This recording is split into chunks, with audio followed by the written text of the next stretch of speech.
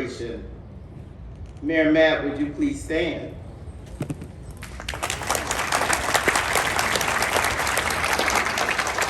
Thank God for the telephone and for technology, because if it hadn't been for his call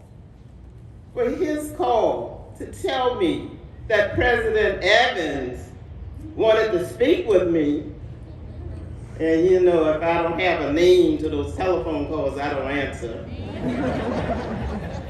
But I answered, and sure enough, it was really President Evans.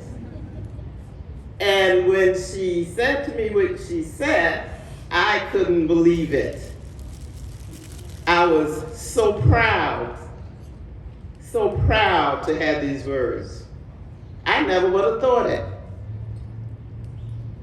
A black girl from the South, from Savannah, Georgia, where all of the activity is happening now. I never would have thought I would have been standing at this place today. And again, I say a mighty thank you.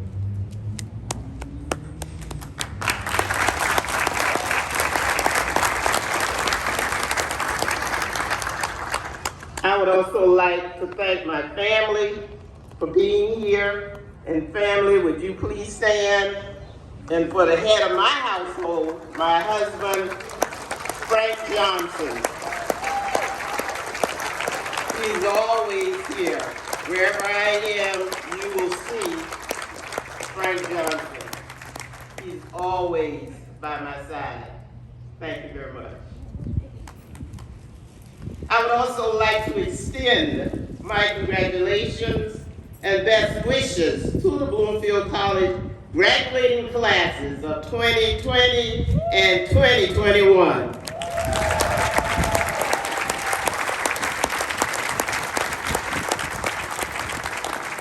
Now, I think a little bit of my thunder was stolen because I was going to ask you to stand up, but you already stood. And I wanted you to thank those who got you here. Never forget how you made it here. And we always thank them for getting us to where we are. So just where you are, just clap for those who got you here.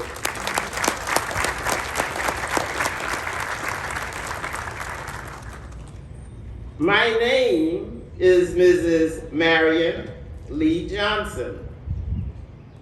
And they call me a hidden figure. Much like Katherine Johnson, Dorothy Vaughan, and Mary Jackson, who were portrayed in the 2017 movie, Hidden Figures. My contributions were hidden for decades in Boeing and NASA. Shrouded under a blanket of racism, Katherine Johnson, Dorothy, and Mary were physicists and also mathematicians like myself. And these are my predecessors who served as the brains behind one of the greatest operations in history at that time, the launch of astronaut John Glenn into orbit on February 20, 1962. A stunning achievement that restored the nation's confidence, turned around the space race, and galvanized the world. 5 years later, in 1967, I began my career as an associate engineer at the Boeing Company in Huntsville, Alabama. Boeing was a leader in building the Apollo Saturn V rocket. I was assigned to the Launch Systems branch at Boeing, and I worked on the NASA project for the Marshall Space Flight Center, better known as NASA, under the direction of the legendary Warner Von Braun, and Arthur Rudolph. While working on the Boeing and NASA team, I did not experience, listen to me now, I did not experience any outward racism or workplace discrimination being a young 21-year-old black woman. This was a different experience from my predecessors, Catherine, Dorothy, and Marion, who encountered deep racism and job discrimination.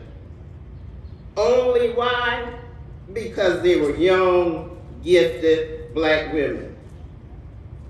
My team members were professional and they treated me with respect. Our focus was on the mission. If you can remember President Kennedy saying this.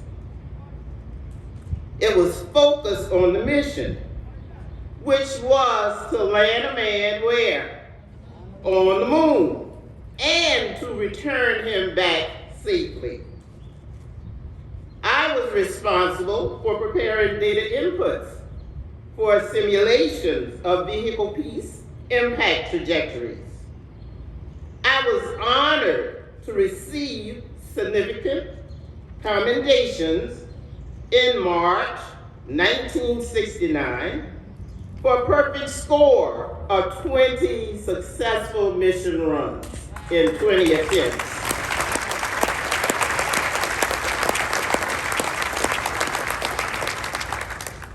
Boeing also recognized me for displaying dedication, technical competence, and high standards of achievements in contributing to America's successful first manned lunar landing mission on July 20th, 1969, where Neil Armstrong said, "That's one what? Small step for man, and what? And a giant leap for mankind." I was humbled to have my name enshrined in the Apollo Saturn V Roll of Honor. A copy of that historic roll is in the Library of Congress, as well as the Smithsonian Institution, both in Washington, D.C. Now, you know I have a lot of stories, but I don't want anyone to take the hook and grab me off the stage. So I'm going to skip that. But I would like the graduating classes of 2020 and 2021 to know that my childhood experiences were much like yours. I grew up in humble beginnings in Savannah, Georgia. My mother worked as a nurse, and my father was a cement finisher. We didn't have a lot of money, but they instilled a rigid work ethic and deemed education critically important in our household. My 7th grade math teacher, and listen to this, he called me this morning. He called me this morning as I was on my way to receive this doctorate degree. You don't know what a beautiful feeling. So you can see why I've been crying all morning.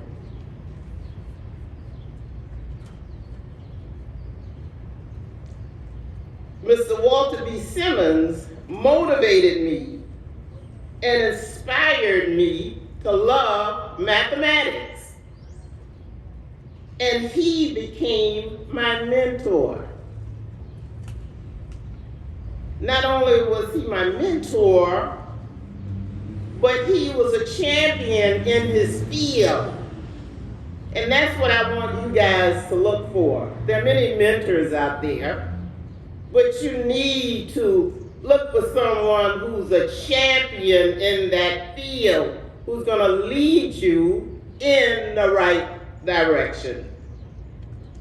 I worked very hard in high school, and I earned the designation of valedictorian of my high school class, and was blessed with a partial scholarship to attend university. And my dad was able to give me a loan for the rest. He worked for the Union Bank in Savannah, Georgia, and he was highly respected. He was a highly respected union leader. He fought to get 2 cents more on the dollar for his workers. Only how many cents? 2 cents. Imagine that. I completed my undergraduate studies with a baccalaureate of arts and mathematics with a focus in science. After much toil and decision making, I accepted a position at Boeing as an associate engineer working on building the Apollo Saturn V rocket with NASA. That's my story. Mm-hmm. That's how I made it there. Right after college, I was able to obtain a position in a Fortune 500 company. Mm-hmm. You can do the same. But now, my message to you, the graduating classes of 2020 and 2021, is to allow yourself to dream, get motivated, and embrace mentorship opportunities for self-development. Always inspire yourself to learn. Developing a love to learn has a powerful lifetime benefit. Additionally, you must have a dream that motivates you. You got to have a want to. No one has ever achieved anything without a dream attached to a burning desire. Remember, no one ever succeeded without failure. Finally, my advice to the graduating classes of 2020 and 2021 is to shoot for the stars. And maybe you'll what? Land on the moon. Thank you.